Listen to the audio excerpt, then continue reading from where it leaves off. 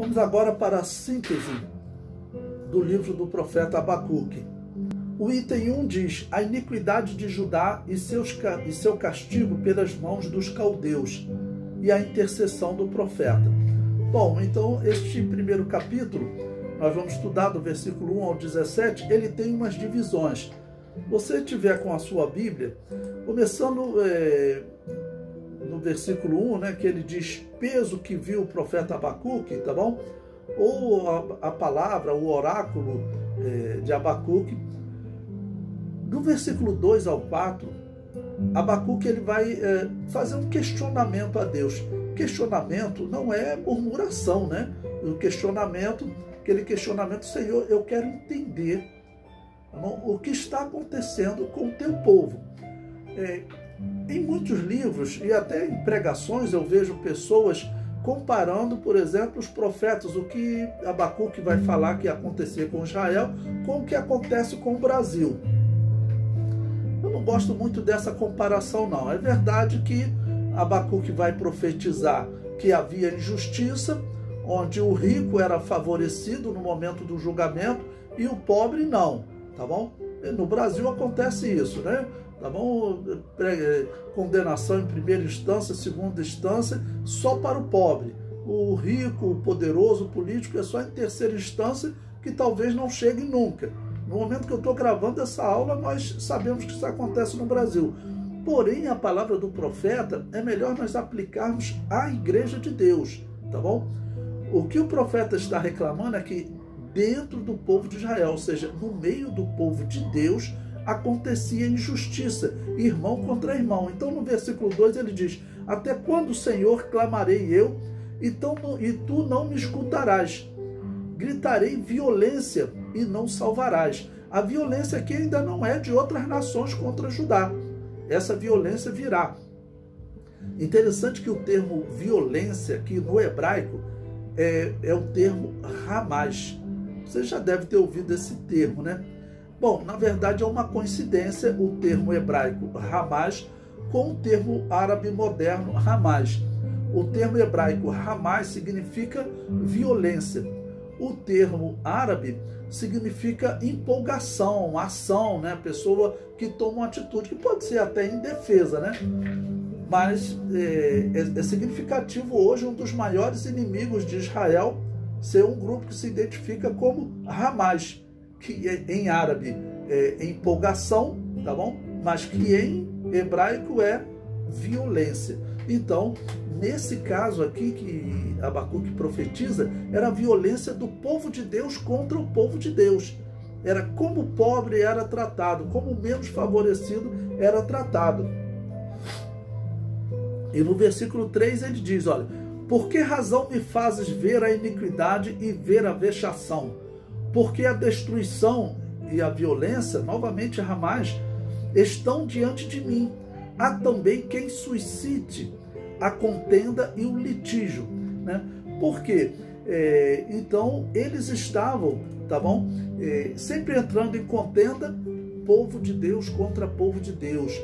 Até a maior preocupação que nós temos que ter em aplicar essa situação da profecia de Abacuque é o que acontece dentro da igreja e não o que acontece no Brasil. O que acontece no Brasil, vamos dizer, não é espanto para o profeta. Nós sabemos que o mundo anda, infelizmente, em violência, em litígio, em injustiça, mas no meio do povo de Deus é que não deve existir.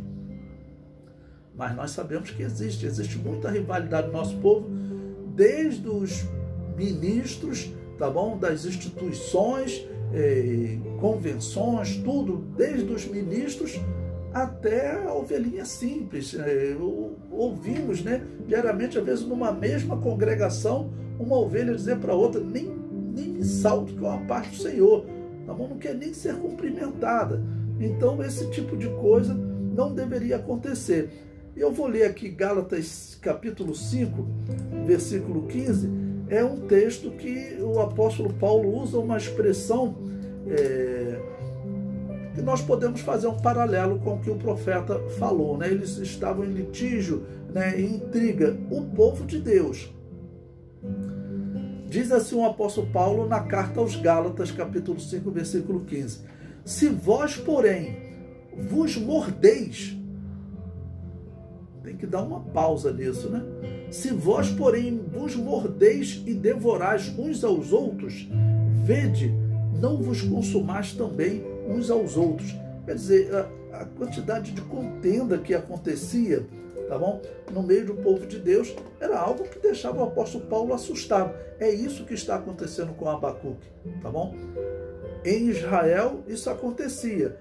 O natural é nós vermos nas nossas igrejas sempre pregações, testemunhos, e quando entra na história de Israel, o que eles fazem? Eles criticam Israel nas suas atitudes, tá bom? E, infelizmente, hoje fazem iguais.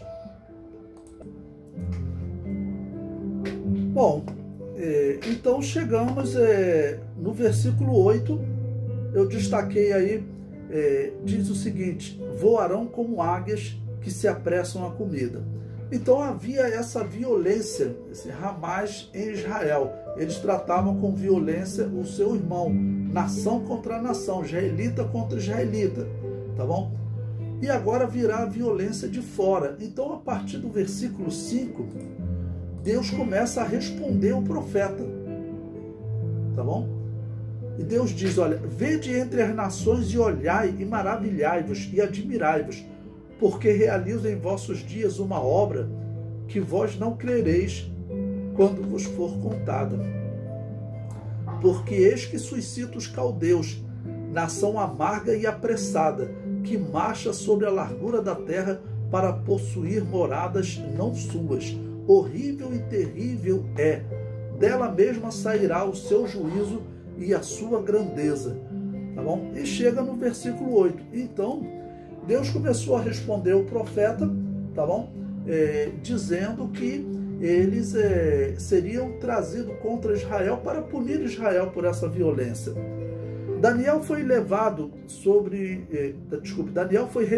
sobre os caldeus que eram governados por Nabucodonosor como um leão com asas de águia, tá bom? Lembrando que Daniel, ele é mais ou menos contemporâneo, tá bom, de Abacuque, porque Daniel, em 605 a.C., quando ele é levado para a Babilônia, ele seria um jovem, 15 anos, entre 15 e 20 anos, colocado mais ou menos essa idade, tá bom? Abacuque talvez fosse, certamente era um pouco mais velho, já que ele está profetizando, né, antes disso, ali pelo ano 625 a.C., ou seja, cerca de 20 anos antes de Daniel.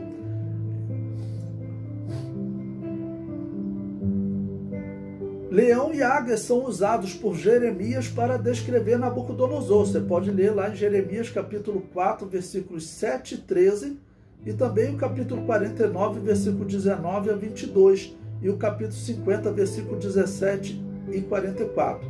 E também é dito que a Babilônia voava como a águia, Deuteronômio 28, 49. Deus havia punido os assírios pela sua maldade contra Israel e contra diversas nações, mas o pecado do povo de Deus continuava.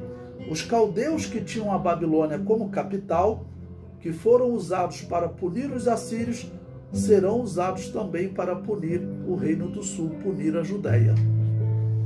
Interessante também esse símbolo que Deus usa, águia. Esse símbolo será um símbolo que perseguirá Israel na história, tá bom? A Babilônia destrói Israel e o símbolo dela é uma águia. Interessante que ela faz isso no dia 9 do mês Ave, tá bom? Os romanos, que tinham como símbolo águia, destroem também Israel e destroem o templo no mesmo dia, o dia 9 do mês Ave. Então, dois países que têm como símbolo uma águia, tá bom, fizeram essa grande destruição a Israel. É bem provável também que o anticristo se manifeste em um país que tenha como símbolo uma águia, que seja um grande poder no mundo atual. Por isso, existe uma suspeita de que o anticristo não se manifeste na Europa, ou se manifeste, por exemplo, na China ou no Oriente Médio, ali no mundo árabe. Talvez o anticristo se manifeste nos Estados Unidos, porque ele é especialista em engano, diz Daniel, tá ok? Então essa simbologia de Abacuque é importante para nós até profeticamente.